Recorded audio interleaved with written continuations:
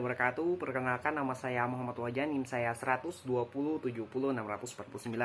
Kali ini saya akan membahas tentang hama yang menyerang pada tanaman pangan, kemudian hortikultura dan juga perkebunan yang telah saya observasi.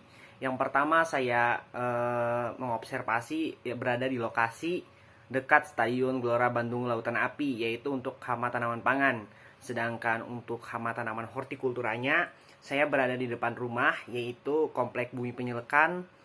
Dan untuk hama tanaman perkebunannya, saya mengobservasinya di Palintang, yaitu perkebunan cengkeh. Untuk lebih lengkapnya, simak terus video saya. Ya, langsung saja yang pertama, yaitu hama tanaman pangan. Berdasarkan hasil observasi saya yang berada di lokasi dekat dengan Stadion Gelora Bandung Lautan Api, hama tanaman pangan yang saya temui itu adalah hama ulang sengit.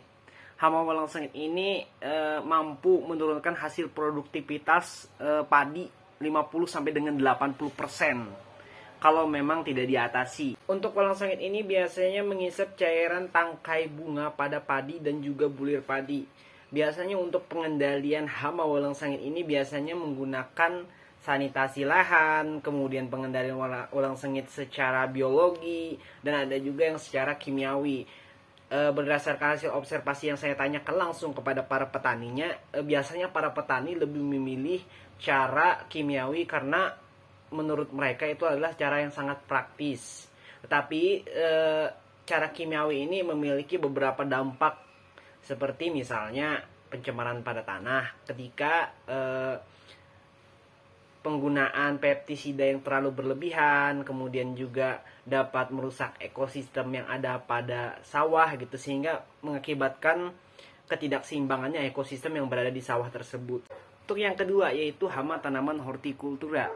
Berdasarkan hasil observasi saya melaksanakan observasi yang berada di Komplek Bumi Penyelekan C11 nomor 1 pada tanaman hortikultura mangga.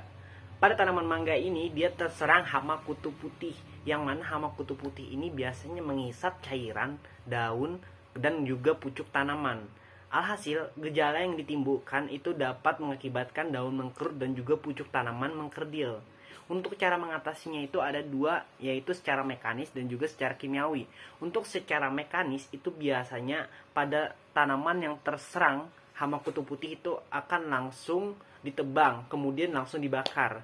Dan untuk secara kimiawi itu biasanya menggunakan pestisida, tetapi sangat tidak dianjurkan karena pestisida ini dapat membunuh serangga-serangga lain yang melakukan penyerbukan seperti lebah dan juga semut.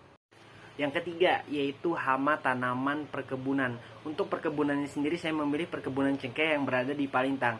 Berdasarkan hasil observasi saya, dari hama yang saya temui yaitu hama belalang kembara. Yang mana belalang kembara ini biasanya merusak daun pada tanaman dan juga itu dapat menyebabkan kerusakan hingga terjadinya gagal panen pada suatu tanaman. Nah, untuk pengendalian hama belalang kembara ini itu biasanya menggunakan pengendalian secara kimiawi dan juga biologi. Untuk pengendalian biologi itu biasanya menggunakan musuh alami, dan untuk pengendalian kimiawi itu biasanya menggunakan bahan pestisida, baik itu pestisida organik dan itu pestisida kimiawi. Nah, untuk pestisida organik di sini sangat dianjurkan, contohnya seperti akar tuba dan juga daun mimba yang dipercaya dapat menghambat nafsu makan pada belalang. Sekian itu saja yang dapat saya sampaikan. Mohon maaf jika terdapat kekurangan dan kesalahan kata. Wabillahi taufiq wal hidayah. Wassalamualaikum warahmatullahi wabarakatuh.